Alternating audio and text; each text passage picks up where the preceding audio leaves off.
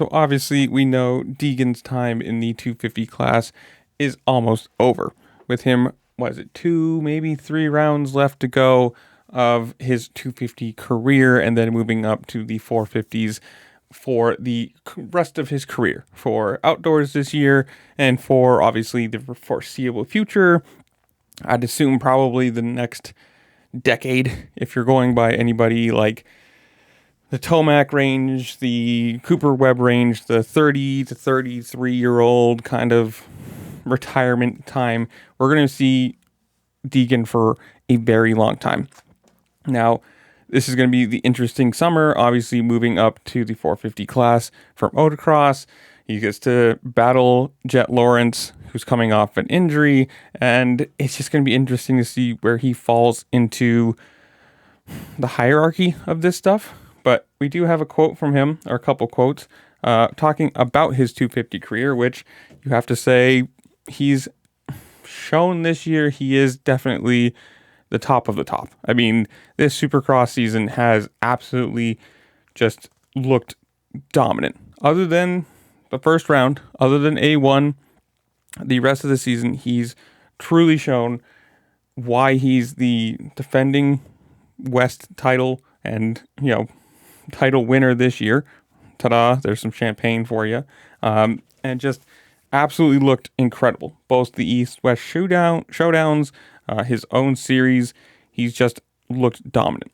And he says, quote, "The goal is just to be like the most dominant rider.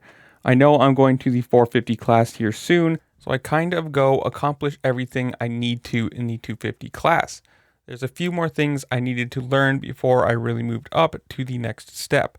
That's why I did another year of Supercross, and the first round was a little unfortunate. I went a little south there, but we regained her, and yeah, I've won 7 in a row. Yeah, I've achieved all my goals that I've written down. I wanted to win 6 out of the 9 or 10 rounds there is. I've now won, 6 on paper, but 7 theoretically, and we still got 2 left. We won the championship, and we got the championship 3 rounds early, so I was able to mark off all the goals that I had. Yeah, it's always cool being able to back it up, just like my outdoor championship was able to back that one up, and my first year SMX backed up the next year. Yeah, I think it's kind of like a statement that you're the guy." He's not wrong. Whether you love him or you hate him, you have to fully admit this year, he's proven to be the absolute best 250 rider. In that first East-West showdown, coming from 10th to 1st and putting 4 seconds, and then obviously he lost that win on paper due to hitting the little track marker, or whatever you want to call it. And the second East-West showdown just absolutely blew the doors off everybody. You have to admit, Cole Davies, smart. He got a good hole shot. He was leading for, half a lap or whatever. And you have to say, Cole Davies was really smart about not trying to fight Deegan. It wasn't the race he needed. He's on a different coast. He's not affecting you points-wise there. Obviously, if you finish first and ahead of Deegan, then yes, you've got some bragging rights and you get a little bit more point differential between, everyone on his own coast. But instead of fighting Deegan, slowing yourself down and possibly crashing or something stupid happening, right? And screwing up both your races, you let him go by. And whether he quote unquote let him by or not, it was going to happen. With the amount of speed that Deegan showed in that in that main event, he was going to win no matter what. And you gotta say, probably had a little bit of a chip on his shoulder from the prior East-West showdown, losing that win, and theoretically the 7 in a row or something like that. Personally, I like the little thing too. You gotta give it to Fox for doing this, because it's extra work for every single round. And a lot of these guys, I'll say this, a lot of these guys aren't Deegan. They're not winning titles. They're not winning 6 or 7 or 8 in a row. They're not winning, multiple titles in a row. But for them to do the added little thing of every round adding the skull and crossbones to mark off his wins is a cool little touch from Fox, and for them, well, kudos points there. But like I said, not all these guys that they sponsor are to this level. If you can do that little bit of work to make your superstar happy, you're probably going to do it because, hey, why not? It's 10 minutes of work and some shipping and, dealing with some stuff, but it's fun. And you get the added fun thing of having that one red crossbones of not being technically a win, but a win. We all know he dominated. It's just what it is. But moving up to the 450 class, he's going to be maybe not win, and I don't think he has to.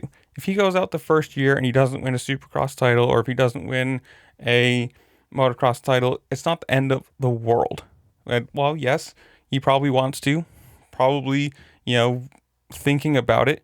And if he doesn't, there's going to be never-ending amount of comparisons to, oh, well, this guy did it, or Jet did this, and whatever. They're going to have a decade of racing between Deegan and Jet.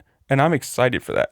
I mean, this is two incredibly fast, incredibly talented, top of the top 0.001% of people who do this sport. And that's what is great. You want these generational talents racing each other at the same time. Not when one is 20 and one is 33 and about to retire. This is going to be way closer in age range, skill, and speed for competitiveness. It's going to be incredible, I think. And he still has, 2 rounds left to go of his 250 career. He's going to go out there, collect some free bonus money, get a couple more wins, I would assume, more than likely. I mean, nobody has shown any sort of fight other than Insta in the first round. But after that, there has been absolutely no one challenging him in the West. So more than likely, he's going to come out these next 2 rounds. He's going to put minutes on people. Not really, but he's going to put giant gaps on second and third. And he's going to just have a fun time. Collect a couple more wins, I would assume. Again, that's my opinion. He's going to collect a couple more wins. He's going to collect some big some big bonus checks, make his sponsors happy, make himself and the team and everybody else happy. And I mean, on a team side of things, well, there's 2 titles more than likely this year between Davies and him. Star's going to look incredible this year. And, Yamaha's going to be super happy to look at the future of Deegan on a 450 and next decade of that. But so I'm going to leave you guys. Comment down below. Tell me what you think. How well does he do for the next 2 rounds? What is your expectation for him in outdoors? Whatever it is, comment down below. Tell me what you think. While you're down there, make sure to like, share, subscribe, do all the fun things this platform lets you do, because it does really help me out, and I appreciate it. And with that, I'll see you later. Peace.